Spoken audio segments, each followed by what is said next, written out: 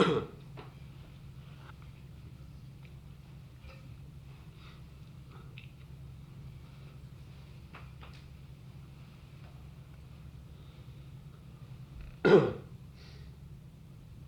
you can see even we spent like 15 minutes meditating then, and so we can say we're meditating for 15 minutes, but if you really, I suppose, look carefully at your own minds, only you can judge for yourself, and maybe only like within those 15 minutes, if you're lucky, you might have had 2 or 3 minutes where you're really focused, within those 15 minutes.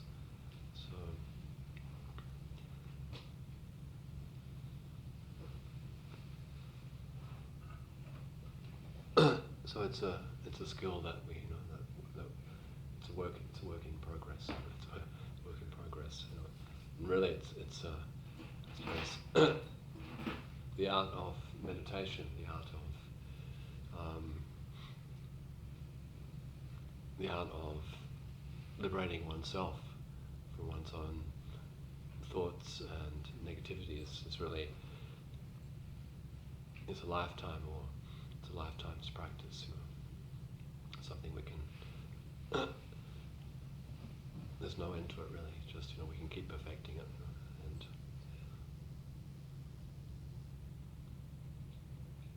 and it's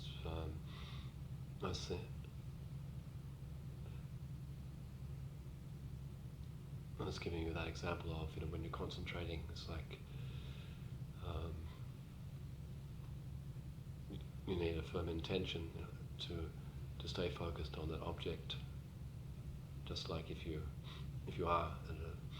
been at maybe a busy airport or in the city somewhere, and you're waiting to try and spot somebody, and they don't, and maybe they're there, but they don't know you're there, and it's like, and there's lots of activity, think of a busy airport, there's lots of announcements, there's lots of activity, and maybe you've got to watch a certain entrance, so it's only somebody coming out. It's like if you've been at Melbourne Airport, when somebody's arriving, and there's I think there's a couple of exit doors, so you're kind of looking, waiting for that person to come, and so if you get distracted by somebody else arriving, or somebody else is sort of somebody arrives and there's they're greeting and there's tears and joy, and if you get distracted by somebody else's arrival, you could miss your person arriving, and they're out the door and they've gone, and they didn't know you were there, and so it's that kind of so you have to sort of keep focused, regardless of what's happening around you, and it's that kind of that strong intention, that strong focus.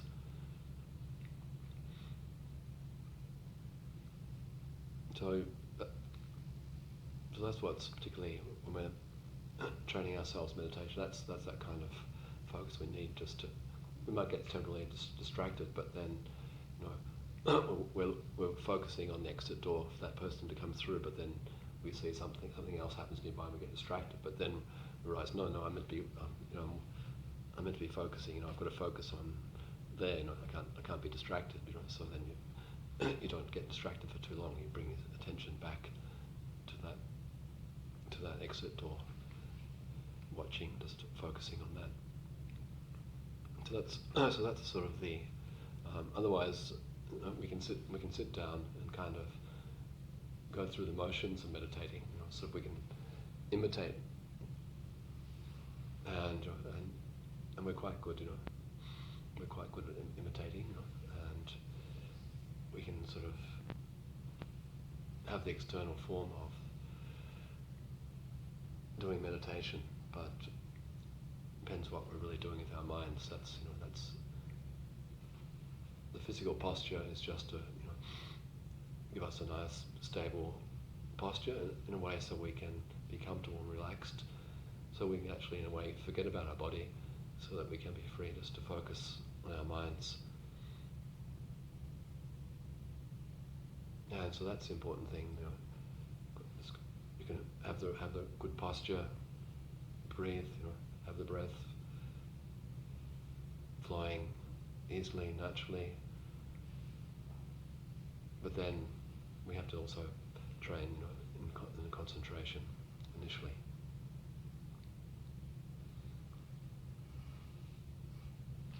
And concentration is really just part of, in the traditional teachings it's called calm abiding, or in Sanskrit it's called shamatha, or in Tibetan it's called shine, which translated roughly means calm abiding. The mind is still.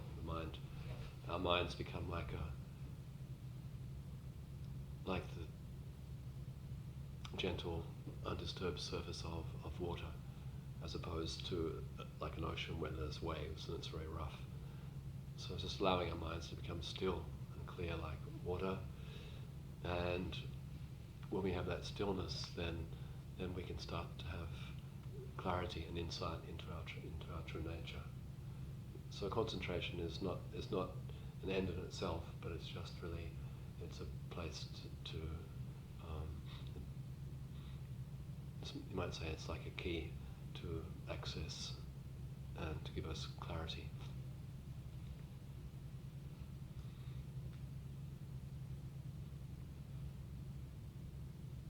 As I explained the other week, there's ultimately two types of meditation. Meditation which requires effort, which is what we were just doing. It requires effort. It requires effort to keep focused on one point. It requires effort to keep watching that door, because there's other things happening around me. The sounds, the smells, there's other visual objects. So it requires effort for me to keep focused.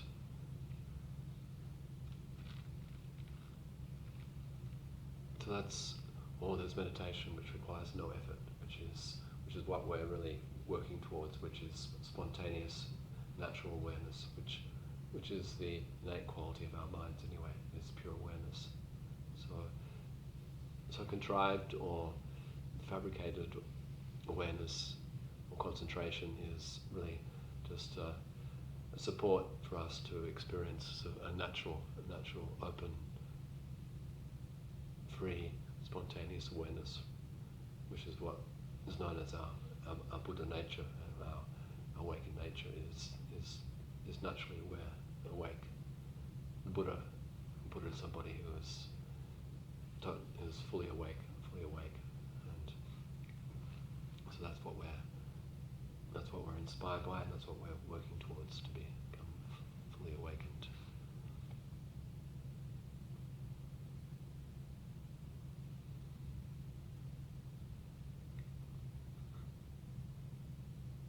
As I mentioned, in Tibet there were some meditators who practice meditation almost as like an extreme sport, and so they might sit, an extreme meditator might sit on the edge of a precipice, or Tibetans used to have these little butter lamps that were made. They used to use like ghee, and they would make a wick, and so they used to burn these little lamps, and which were also used as offerings as well. And so they might put these little lamps on their head with them burning, and so as a way to make sure they kept still and also focused. Or if you're sitting on the edge of a precipice, then you have to you want to know where you are. You want to know. You can't afford to be somewhere else. Because a moment of not being there, you're gonna. Yeah, so that's a pretty extreme way to meditate. But I suppose that's.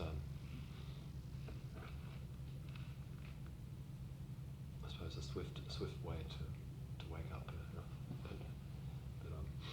but it's almost a bit Zen-like in some ways. In Japan, I suppose the Zen culture arose out of it was a bit inspired by the samurai culture. So it was very very direct and very austere and very, sort of cutting through, like sort of very, in some ways very, very regimented, also in the ritual and also in the way they practice. It was almost like samurai. It's like almost like do or die. It was like basically to sit, just to sit and sit and sit until you woke up, and just to push through that. So very much that kind of warrior approach, which came out of that Japanese culture.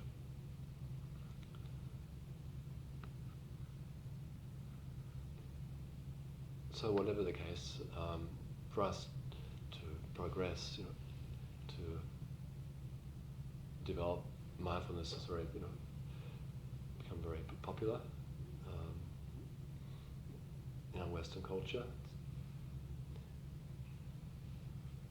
There are many psychologists, therapists teaching mindfulness in major hospitals in America these days. They have programs, for pain reduction and teaching mindfulness and Buddhist meditation practices.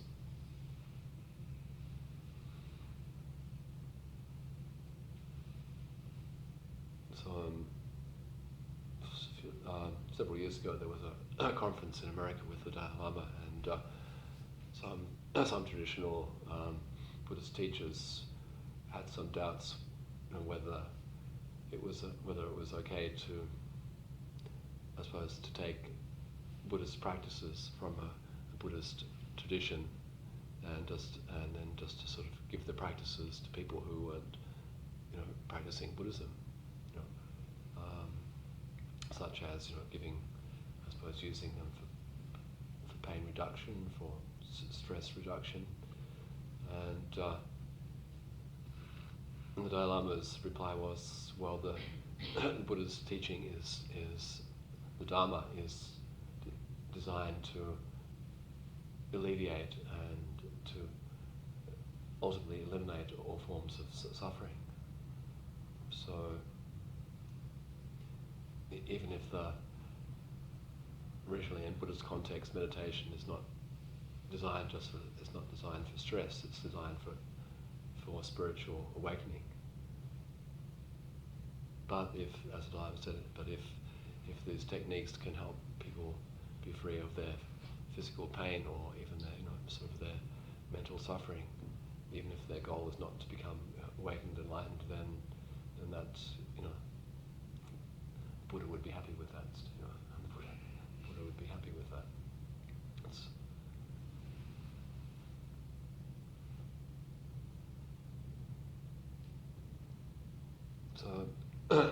So meditation, mindfulness, focus. Focus, another word that's used these days. Daniel Goleman, who's written a number of books, who's a long-time Buddhist practitioner, who wrote such books as Emotional Intelligence, and he now has books on focus. And originally it was Emotional Intelligence, and then I think it was Emotional Intelligence for the workplace, and now he has books on focus, which is, I suppose, which is really another word for meditation, really. In some ways, focus is a good word, really. It really describes what you're doing, to focus, to become focused. Sometimes meditation could be a bit. Some people could be a bit airy-fairy in meditation, but focus is kind of, it's very sort of. It's a good, I suppose, a good English word in a way. Focus, to focus, to be focused. Focus on your breath, to be focused. And it's sort of interesting if you focus is a way also to bring our attention. Focusing on the breath is a way to, with effort, to bring out, help us to be more in the present moment, because the breath is happening now. Whereas generally our thoughts, a lot of our thoughts, we're thinking about something in the past, or we're kind of trying to work out what's going to happen in the future. And there's other, more, I suppose, thoughts about, what I might do after lunch or when I finish work. But focusing on the breath is really, bring us more into the present moment. And the more we're in the present, more and more we can be in the present, the less and less we suffer. And if you are truly able to be in the present moment, in that present moment there is actually, in that space, there is no suffering, there is no stress in that pure present moment.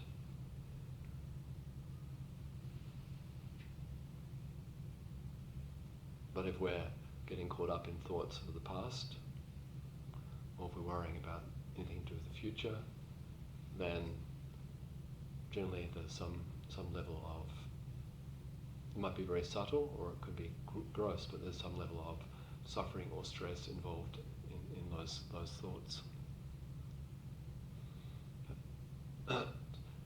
Some years ago when I was doing a long retreat, I went through experience of sort of deep depression for probably about three or 4 months. Something just was depression without a reason. Sometimes we have a reason to be depressed. Somebody close to us suddenly dies or gets sick, or somebody we're attached to suddenly leaves us or rejects us, or and now we have this. There's a reasonable grief or suffering or pain. But sometimes we wake up, and without any particular reason, we kind of feel a bit down, a bit depressed, for no particular reason. And so this depression I went through was just an unreasonable depression. There was no particular reason, no particular reason for it. Just woke up one day and something was out of something. Maybe it could be a purification of the burning up of old karma, which is one way of looking at it. But I suppose, the lesson I learned from that, which was, and at the time I had different Tibetan teachers, and they were saying, well, why don't you try visualize this and do that. But for anybody who's experienced depression, it's not something you can. There's no gaps. There's no gaps to put something else into it. It's all pervading. It's over. It's all pervading. It's overwhelming. It's not. There's no kind of real breaks, and it's just even, and particularly even going to sleep was even worse, because during the daytime I could hang on to sort of things. I could have some, but at night time, falling asleep, it was like my dreams just went wild, and my nightmares, and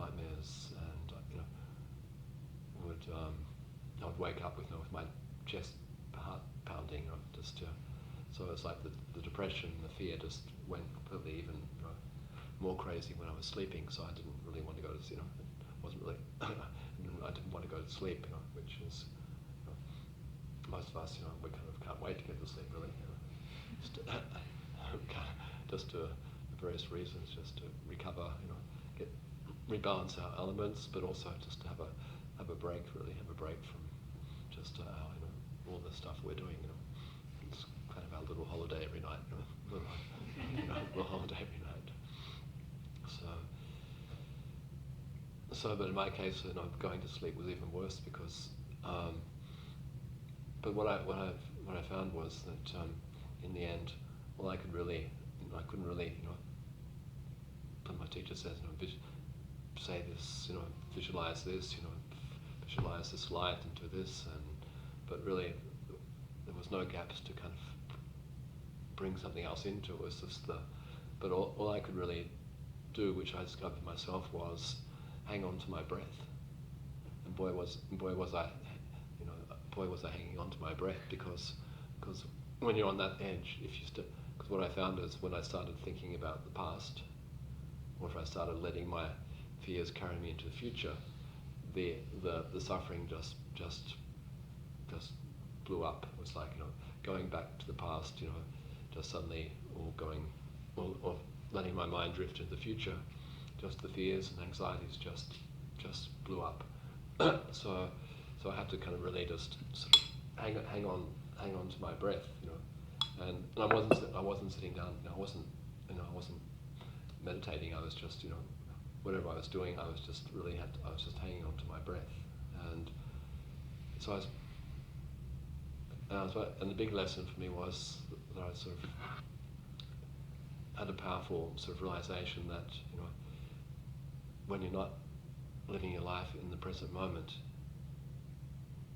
normally, when we sort of drift back to the past, or we sort of think about the future, it's not so bad, but in a sense, it does cause stress. It does, especially if there's emotional, attachment to the past, or if there's, anxiety about the future. Every time we sort of lose the freshness of being, being present, being focused, being in the now, then automatically, suffering or stress or sort of arises. And so that was the powerful lesson I learned, I suppose, through the intensity of my experience, through that. And I felt, I was very, during that time, I felt suicidal, but of course, with my Buddhist education, I know that suicide is not an escape. There is no escape through suicide. In fact, it would only make things worse. In fact, in the Buddhist teachings, generally suicide is seen as one of the most negative things you can do, really. But mainly because it really, on one level, it stops you. I suppose experiences of suffering can be seen as purification of your negative karma. So it's like a burning up of those negative seeds. But also, if you don't deal with something now, it's like a virus or an illness. It's only going to get worse in the future.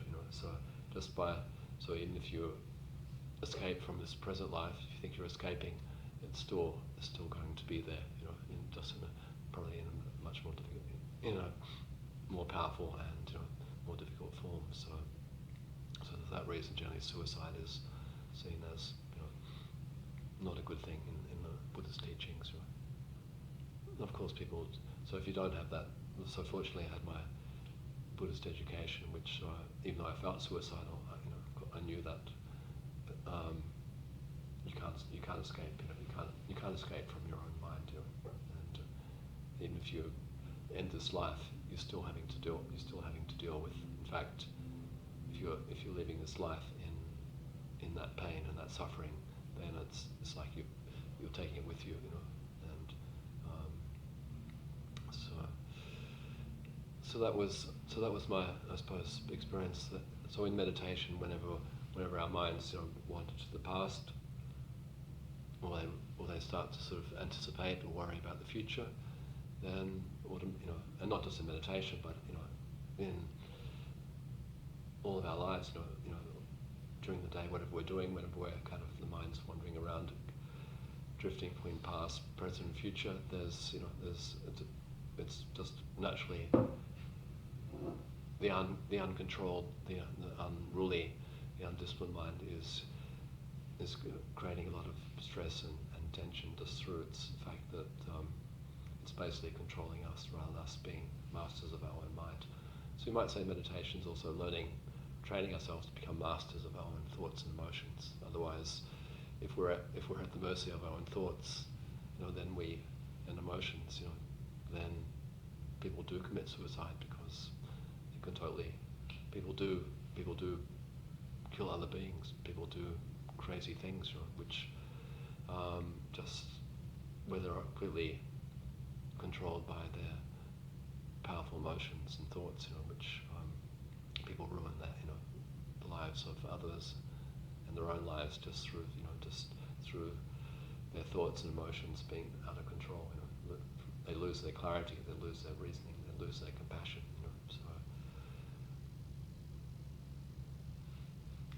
So when you meditate, as we know, our time is precious, and especially in this day and age, people are so busy, and so when we have the good fortune to be able, to have some time to nurture our spirits, to nurture our souls, and sit quietly, then sort of focus as much as you can, and focus. Just use your time as best you can.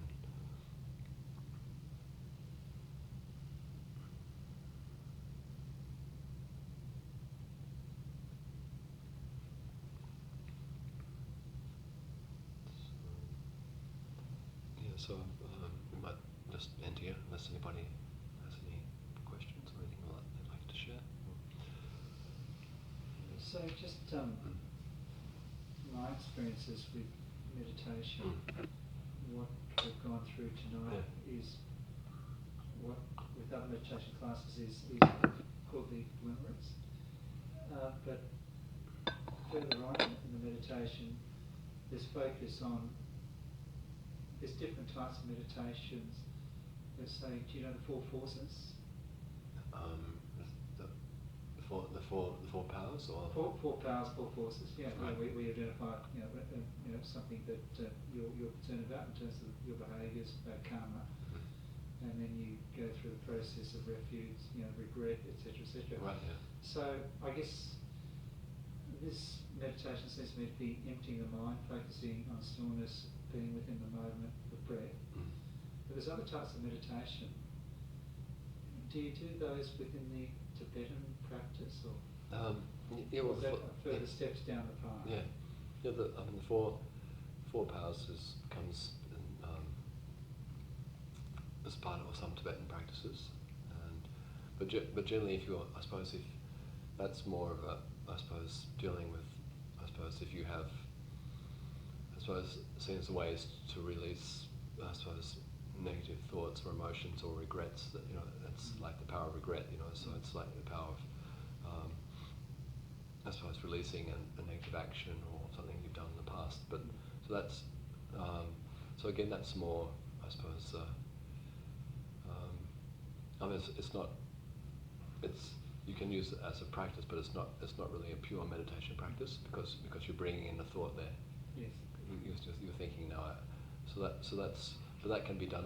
That can be done as support for meditation, and as a Tibetan, in one of the main Tibetan practices is a practice called Diamond Being or Vajrasattva, which is also a practice for inner healing and purification.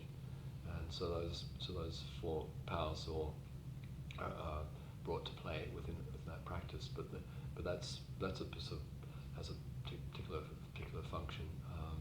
But generally, in meditation, there's the focus on an object.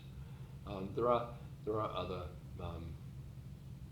and I suppose to broaden that as well, there are types of practice meditations they call analytical meditation, which is really, kind of it's not really a pure meditation, but it's where you may think through a certain sort of process of a number of, like there's sort of certain concepts or things that you analyze and work through. You might sort of think, oh, what have I done in the past that I'm not proud of?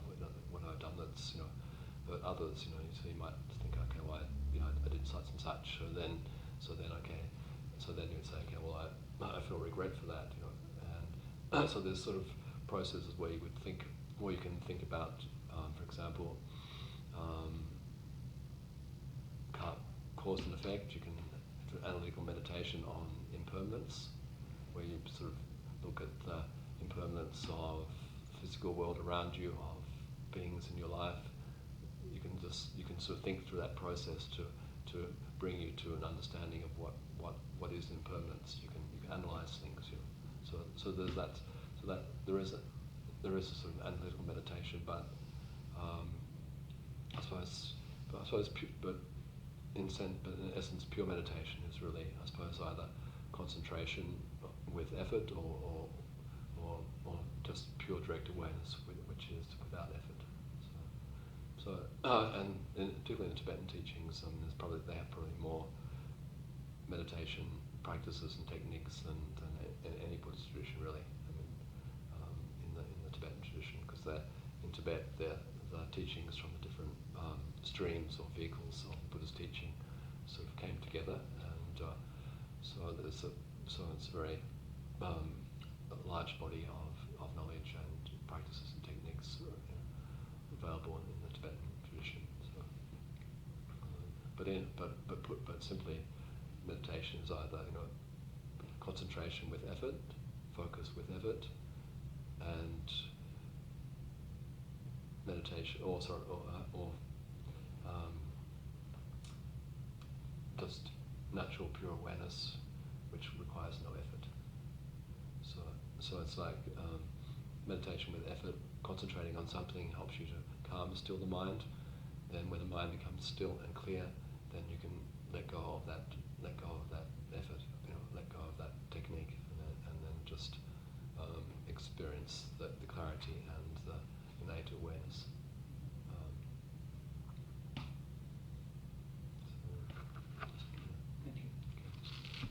So we'll just finish with just on the first page, just to share the energy of our practice tonight.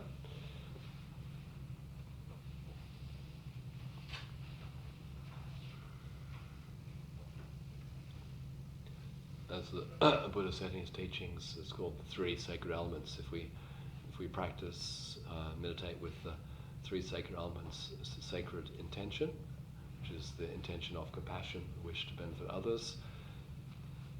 The sacred element of our main practice, which is to rest in the state of concentration awareness, where we're not sort of grasping at the subject and object, which is called the experience of wisdom. And then this third element is the sacred dedication, which is to share the energy and merit of our practice for the good of all. Buddha said if we have these three sacred ingredients or elements, then this will create the most powerful karmic sort of result from our practice, if we have these three sacred ingredients present. So the intention in the beginning, the main practice of wisdom, is to be in pure concentration, and then the sacred dedication at the end. By the power and the truth of this practice, may all beings have happiness and the causes of happiness. May all be free from sorrow and the causes of sorrow. May all never be separated from the sacred happiness which is sorrowless, and may all live in equanimity without too much attachment and too much aversion, and live believing in equality of all that lives.